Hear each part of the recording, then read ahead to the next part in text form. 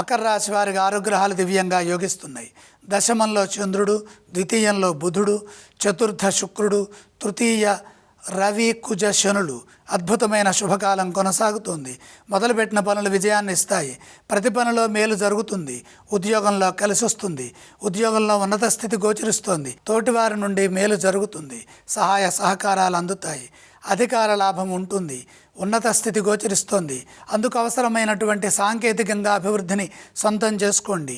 రాజయోగ సంబంధమైన ఫలితాలు సిద్ధిస్తాయి. సంతృప్తికరమైన గుర్తింపు ఉద్యోగంలో ఉంటుంది.